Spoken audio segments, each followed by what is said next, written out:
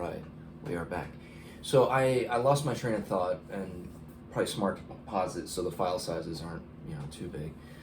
But when your sister was helping your dad when she was his secretary, that's when he was like doing the Michael Jackson tours and stuff. Like he was booking concerts. He was booking artists, particularly in Japan.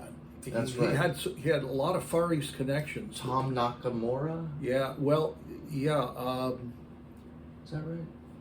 No, I don't remember his name, but he was a very tall guy, very nice man, son of a Japanese diplomat stationed in Washington, D.C., and when Pearl Harbor hit, they had left a week before. And after the war, he went into the entertainment business. Incredible. Nagashima. Tats Nagashima. Tats Nagashima. Short for Tatsuo. Okay. In Japanese, Nagashima Tatsuo would be, I think, the way they would say it. Really nice guy. Well, I feel like your dad had a way of attracting, good people. Yeah. We've got a couple of other little episodes. Come home from school, and my dad is standing in the living room talking to Perry Como. Oh, amazing. Said hi and went into my room. Yeah, I was listening to one of his pieces, like the Perry Como Orchestra. Yeah. Yeah. I can't remember. It's a legendary song. Well, he was a good singer. Oh, yeah. And then a couple of singers, one very well known and one pretty well known. I would play touch football in the backyard with the two of them, Andy Williams and Julius LaRosa. Okay, I'm not so familiar with either of them. Yeah, Andy Williams had his own TV show, Andy Williams Show. Julius LaRosa was not so well known, but you can look him up and play his songs. All right. Yeah, I'm trying to think. You also, gosh, you've told me a lot of stories over the years, and we've talked about doing this for so long, and I suppose I've had this anxiety of missing the opportunity to do it, because there are no guarantees for tomorrow for any of us. Yeah. And I feel like that's kind of become a theme in my life, is trying to not put things off, because I'm pretty good at doing that. Yeah.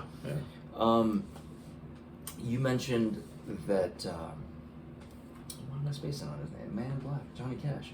He used to have a house down the street. When I was in junior high school, I would walk home from the bus stop, and I'd walk by Johnny Cash's house, who lived about 2 blocks from my parents on this winding road in Encino, and he'd be out in his front yard mowing his lawn. Yeah, that's crazy. In black jeans and a black T-shirt, right? I think so. Yeah, if I recall correctly. Yeah, black pants and black T-shirt. Yeah. I used to always. We would often slow, opportunity permitting. We'd be driving south on Havenhurst. It's funny. I always remember getting off the 101 freeway. And you drive under the freeway, and there's that mural of the crushed cars in a sardine can. Yeah. And then we would, cross, I guess, Ventura. Headed south. And then headed south. And we start to go up the hill, and lo and behold, on the right-hand side, the Jacksons. The Jackson house, yes. Yeah, all the Jacksons. Yeah, and we would go up, I'd say 3 or 4 more blocks. You probably remember, and make a right. Maybe three blocks past the Jackson house, and there was a lot of winding and a lot of dips. I remember one big dip before we'd come up the hill and then make a right onto your street, and then your folks had that insane driveway. Oh, it was very steep. That might be exaggerating, but it was first gear. It was the steepest business. Driveway you can imagine. It wasn't all that long. Remember one time, my dad was moving my MG TD, and he took off the brake and it started rolling down this hill. And I was standing there watching this, and he goes roaring down the hill and turns the corner backwards and slams on the brakes and manages not to crash the car. Holy cow. That was like crazy. Wow. Yeah. Yeah, I remember his wood shop. It's had funny. a lot of woodworking implements. Yeah, and then he loved the model trains that he had. It was in the basement. Yeah. A Lionel model train setup, Lionel was the brand. I also remember his office, like he liked to smoke a pipe.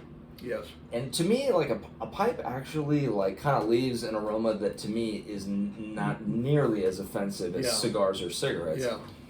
And there was something really quaint about that. I remember his bathroom that was attached to his office that had the sliding door that like went into the wall. And it had a little shower in there, and then it just smelled like an old barber shop. And I mean, he was so dapper with his little mustache. Like, so he sang in a jazz band when he was in his early 20s or late teens? He was in college. Okay. And he played a banjo, a 4-string banjo that he would strum. Incredible. Or a guitar, but, mostly a 4-string banjo, I think. And, keyboard. And he sang as well. Oh, yeah. Was banjo your first instrument? Yeah. And then guitar? Yeah. Go ahead. The banjo fascinated me because of the Kingston Trio. I liked what it did for their music, and so. Man, I really got to dig into them.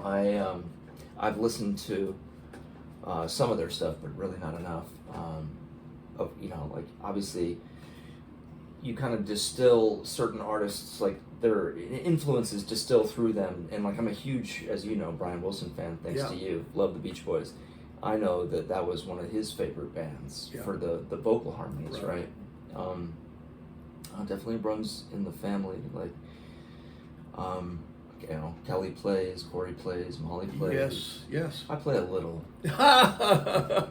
Let's pause this for a second. I want to make sure we have memory left. Yeah, for sure.